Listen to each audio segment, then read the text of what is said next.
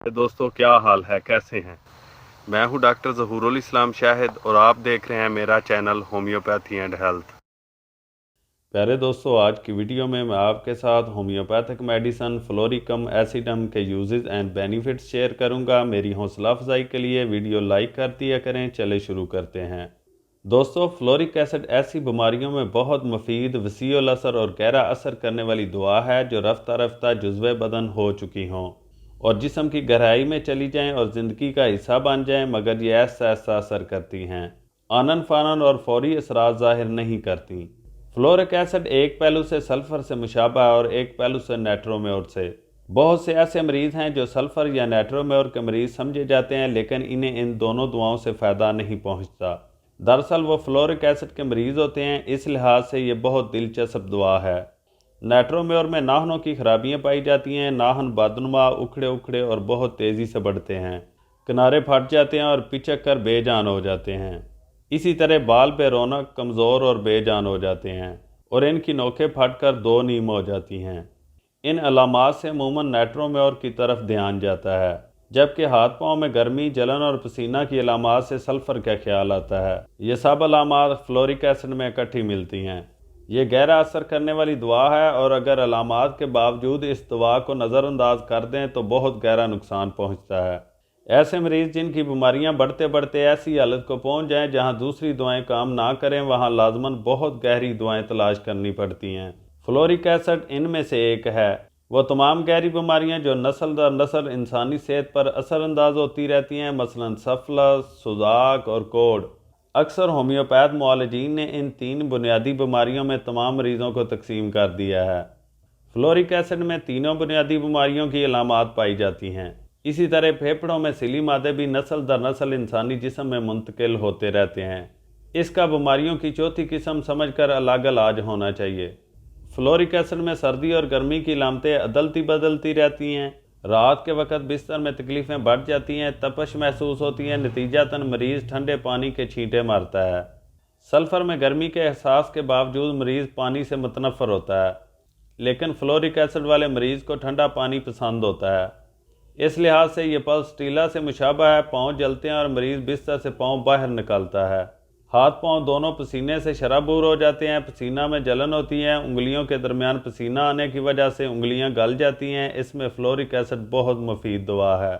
Fluoric acid की एक अलामत इसे नाइट्रोमेयर और सल्फ़र से मुमताज़ कर देती है, यानी फ्लोरिक एसिड के मरीज़ चाय और काफ़ी से बहुत जल्द असर कबूल करते हैं और ये मशरूब इनके मजाज के मुआफ़िक साबित नहीं होते।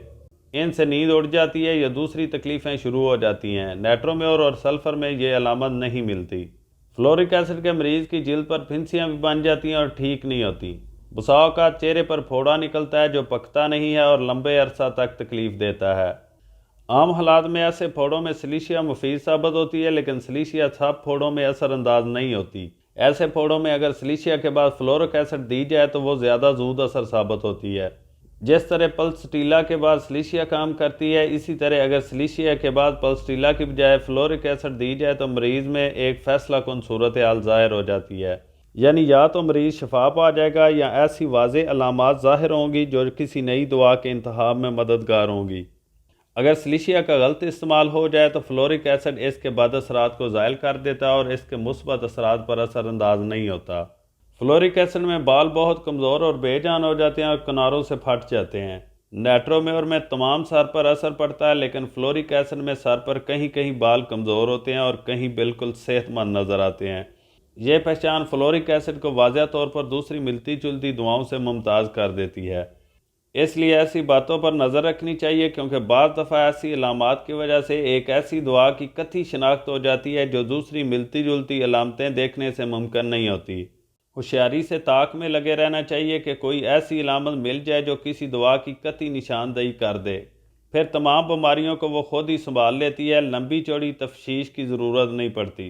फ्लोरिक एसिड में एक अलामत ऐसी है जो गालबन किसी और दवा में नहीं मिलती, यानी अगर पेशाब की हाजत महसूस हो और मरीज़ पेशाब रोक ले तो सर में दर्द होने लगता है। ऐसे सर दर्द में गर्मी और तपश भी महसूस होती है और पेशाब करने पर सर दर्द को आराम आ जाता है।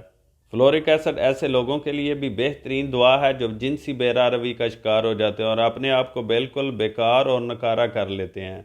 لیکن اس کے باوجود بد نظری سے باز نہیں آتے اور نظر بازی کو اپنا پیشہ بنا لیتے ہیں۔ ایسے لوگوں کے لیے فلورک ایسڈ، پیکرک ایسڈ، لائکوپوڈیم اور سیپیا اپنے اپنے مزاج کے مریضوں میں بہترین ثابت ہوتی ہیں۔ اگر مریض پلسٹیلا کا ہو اور اس کا اثر رک جائے تو اس کے بعد سلیشیا یا فلورک ایسڈ کام آتے ہیں۔ فلورک ایسڈ نیلی رگوں کے جالے دور کرنے اور اس کے زخموں کو ٹھیک کرنے کی بہترین دوا ہے۔ بسا اوقات ویریکوز وینز دوسری دواؤں سے ٹھیک نہیں ہوتی۔ عورتوں میں بار بار بچوں کی پیدائش سے جو بوجھ پڑتے ہیں، اس سے ٹانگوں میں نیلی رگیں ابھر آتی ہیں اور جالے بن جاتے ہیں۔ کئی دفعہ ان سے خون بھی نکلتا ہے اور بہت تکلیف دہ صورتحال پیدا ہو جاتی ہے۔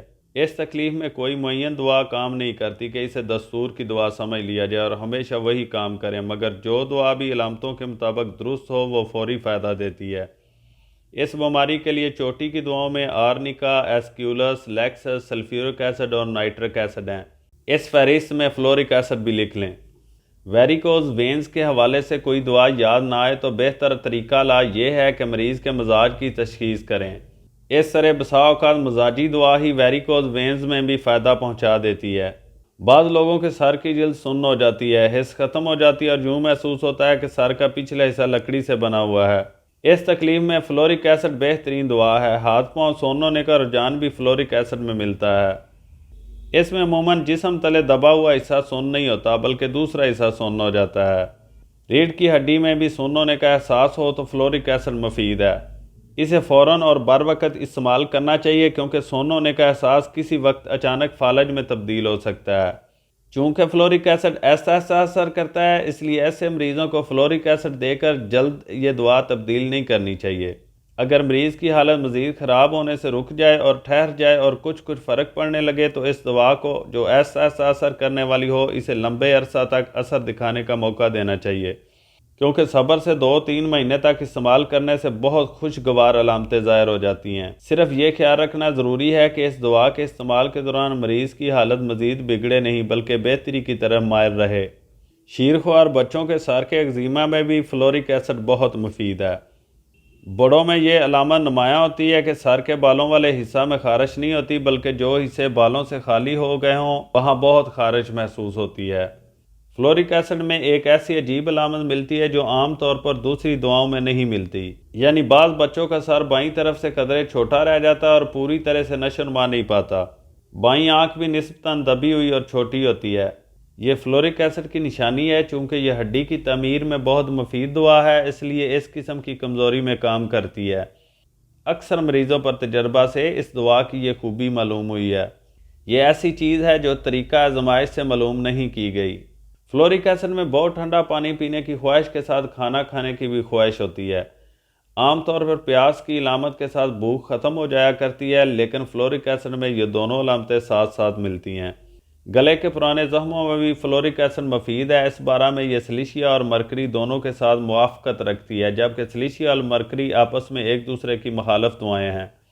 ان کو اکٹھا استعمال نہیں کیا جا سکتا، درمیان میں ہیپرسلف کو شامل کرنا پڑتا ہے، لیکن فلورک ایسڈ ان دونوں دواؤں کے ساتھ دے سکتے ہیں۔